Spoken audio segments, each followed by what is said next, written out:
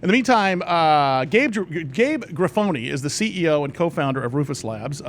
He is a lifelong tinkerer, and Rufus Labs is the creator of the Rufus Cuff. It is a full-featured device that connects to smartphones, to Wi-Fi. Let's talk to him. He's on the Big Biz Show.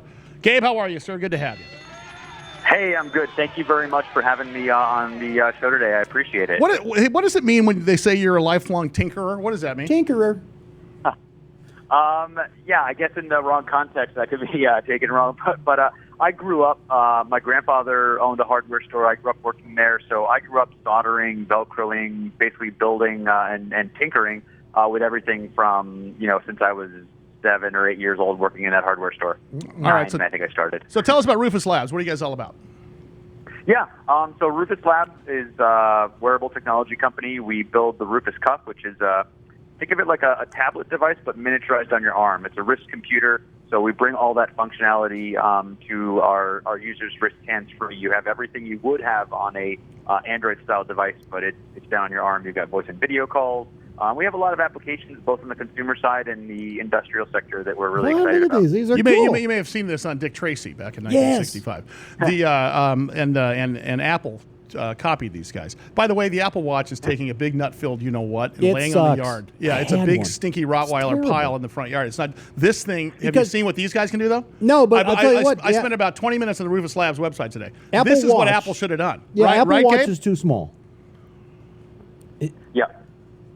So, Gabe, so talk to us specifically about the difference here, because you talk about wearable technology, and that's obviously, starting off with the Fitbit, and then, of course, with the Apple Watch, and now what you guys have here.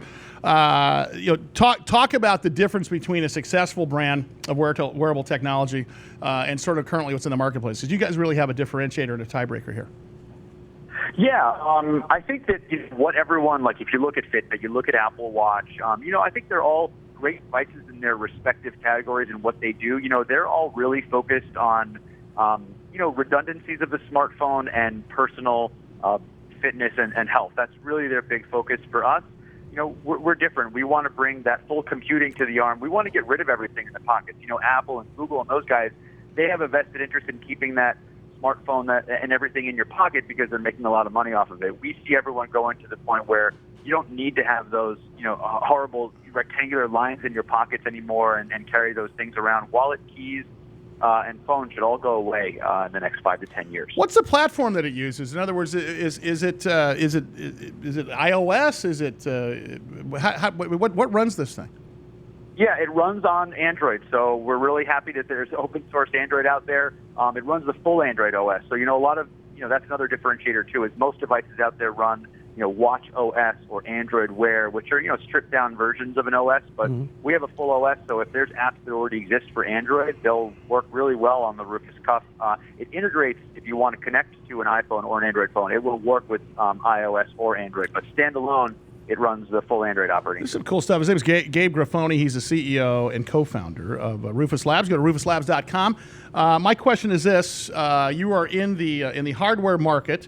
Hardware market's got significant barriers to entry. My question for you is, what were you thinking? Hey. Oh my gosh! I mean, obviously, you guys are successful with this, but man, when you woke up one day and said, "I think I'm going to get into this business," did this evolve, or was this idea from the very inception of your idea? Is this what you thought it was going to be? We've evolved most definitely, but when we first started, our goal was to build, wearables the way they should be built. We didn't think it was take a form factor from the late 1880s and put a glass screen on it. The same way in, 2007, we didn't put a glass screen on a Nokia phone. Apple changed the form factor and made it for a different use case. So, hardware we know is really tough, and we always, set out down this path, and it's been a lot easier. The barriers to entry, 3D printing is how I first started. I downloaded AutoCAD, learned how to use it, and started making models on a 3D printer I bought for a couple $grand, and that's how we started. Yeah, I understand. I understand that there's a metric here and a use for first responders. Is that accurate? How does that work, or how does that tie in together? Yeah, we're, like I said, we have a lot of consumers that are really stoked about it and love Fallout and Dick Tracy and all those things. But if we look at, warehouse workers, pick-and-place workers who need their hands-free, first responders, if they're out in the field, helping save someone's life, right now they're using clipboards, walkie-talkies, really old, antiquated tools, and we can make all of those streamlined into one, wrist-borne device. And not only does that give them all those tools on their arms to help make their jobs easier. But we've got motion controls in there, Excel, gyro, and things that we can track them. So we know if they're non-responsive or not moving maybe out in the field or in an emergency situation, they might need help themselves, and we can send help to them from pinging the closest responders that are also wearing Rufus cuffs. Gabe, are you guys privately held or are you publicly traded? We're privately held right now. And you anticipate, acquisition, IPO? You want to get into the public markets? What are you thinking?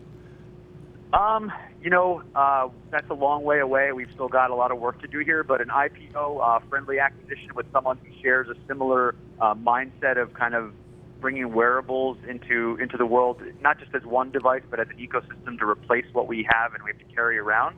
That's something we'd be interested in doing as well. Gabe, what I guess I have to ask, because I know I'm going to get a million emails from our Armed Forces Radio audience. Any advice for guys that want to enter into this hardware market?